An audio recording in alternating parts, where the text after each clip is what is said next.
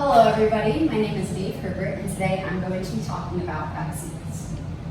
Measles outbreaks still happen. According to the World Health Organization, even though there is a safe and cost-effective vaccine available, in 2017 there were 110 measles deaths globally, mostly among children under the age of 5. Today I'm going to be talking about how a vaccine works.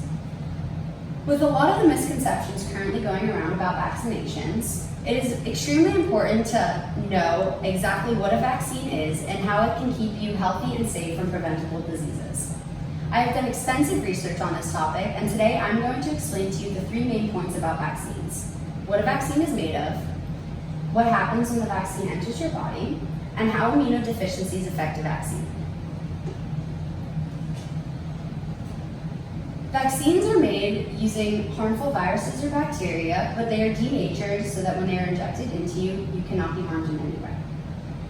The harmful virus or bacteria is grown in a lab, and the microorganisms are extracted from their environment through a process called purification. After extraction, the virus is then deactivated, meaning that its ability to cause disease is eliminated. The inactive microorganism is called a valence. And a vaccine can contain 1 or more valences in order to protect against 1 or more diseases in a single shot.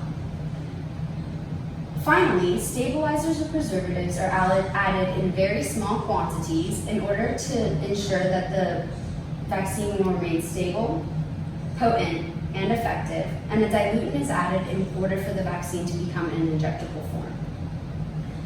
According to the National Health Museum, long before the causes of diseases were known, and long before the process of recovery was understood, there was an interesting thing that was observed. If people recovered from a disease rather than succumbing to it, they appeared to be immune to it the next time the disease came around. This eventually led to the production of vaccines. My dad is the youngest of 10 kids, and when he was younger, chickenpox were very common because there was no vaccine for it yet.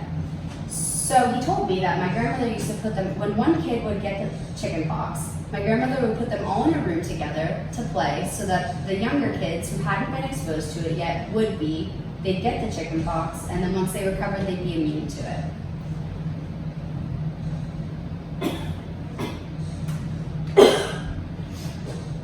When a vaccine enters your body, it triggers an immune response. In order for your body to trigger an immune response, the molecules from the pathogen, called antigens, must be introduced. The body naturally recognizes these antigens as foreign invaders and starts producing antibodies against the specific antigen. This allows the body to not only fight off the pathogen that was introduced, but also remember it for the next time it enters your body so it can fight it off with virtually no symptoms for you. According to Amanda Perkins, RN, the immune system has certain tools that are used to fight infections, such as red blood cells that are necessary for the carrying of oxygen to the body's tissues and organs, white blood cells, including macrophages, B lymphocytes, and T lymphocytes, and antigens, and antibodies. Immunizations help our bodies build antibodies that mount a defense against certain illnesses. Early observations of building immunity to a disease could have led to the Chinese's primitive attempts to prevent smallpox. They would take the pus and fluid from the smallpox and lesion of an infected person and put it under the skin of a healthy person using a needle in order to prevent the illness. Immunodeficiencies can have a large impact on the way a vaccine works in a person's body. Immunodeficiencies compromises a person's ability to fight infectious diseases, and which vaccine should or should not be used depend on the underlying causes of the immunodeficiency. There are several different types of immunodeficiencies, but they are all umbrellaed under 2 main groups: primary immunodeficiencies, which are inherited, and secondary immunodeficiencies, which can be caused from numerous different outside sources. According to an article written by practicing nurses, for the most part, vaccines are important for people with immunodeficiencies because it exposes their body to the pathogen without posing any risk.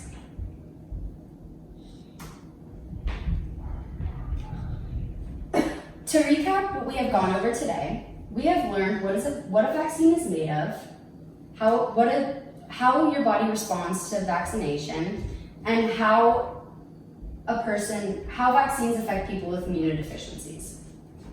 According to UNICEF, immunization is one of the most cost-effective public health interventions to date, averting an estimated 2 to 3 million deaths every year.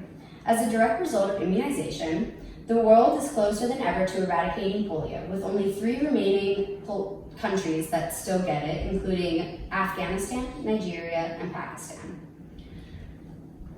Death from measles, a major child killer, declined 80% between the years 2000 and 2017, and as of preventing an estimated 21.1 million deaths.